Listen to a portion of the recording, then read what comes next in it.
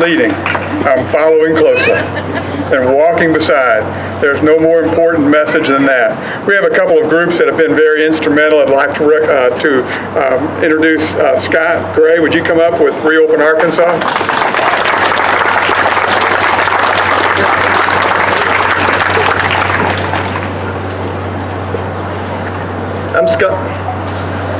I'm Scott Gray with Reopen Arkansas.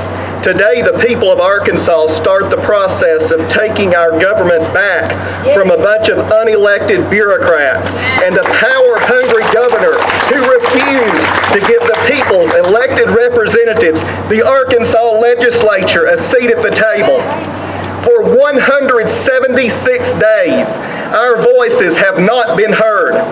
We've lived subject to the authority of a single branch of government under a set of ever-changing rules that become more restrictive with each daily press conference. Is this what the founders intended? No.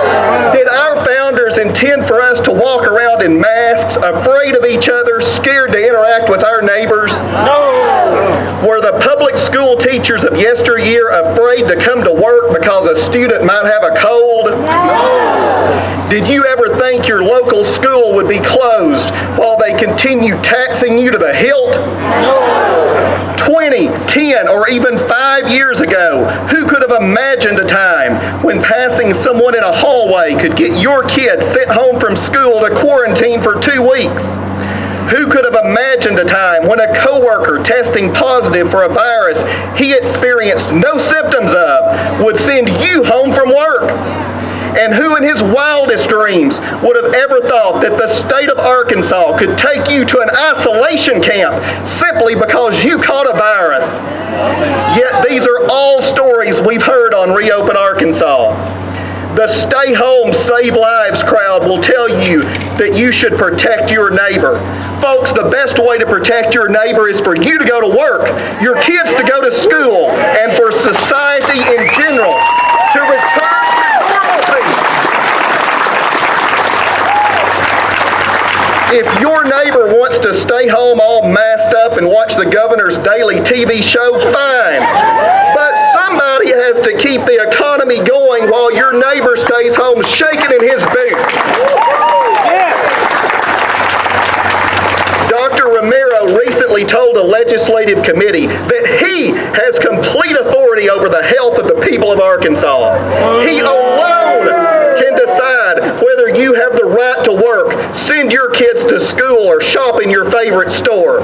He alone can decide the conditions under which you're allowed to get a haircut, seek medical care, enjoy a restaurant meal, or congregate with your own family. Dr. Romero believes that your rights come from him and that he gets his authority from Asa Hutchinson. But we all know that our rights don't come from Dr. Romero and Governor Hutchinson. Our rights come from God and are spelled out in the Constitution. The presence of a virus within our borders does not negate that Constitution.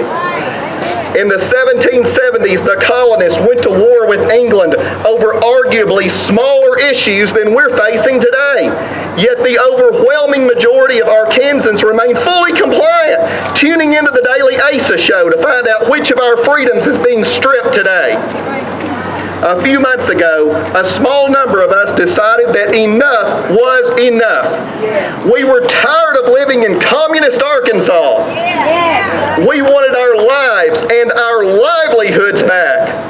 But on July 27th, Laura Shue, the Arkansas Department of Health Chief Legal Counsel, acknowledged that the governor could direct the Secretary of Health to mandate anything. Specifically, she said hand washing, social distancing, even the quarantining of healthy individuals.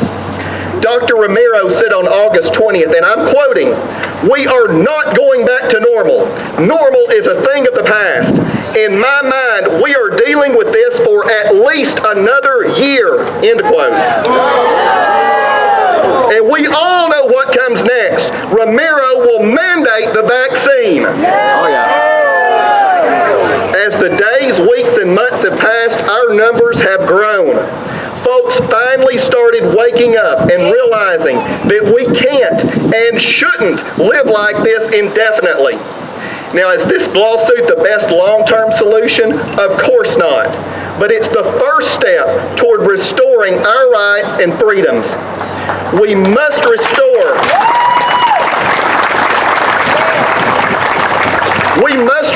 the balance of power by bringing the legislature back into session to check the executive branch's power and balance it.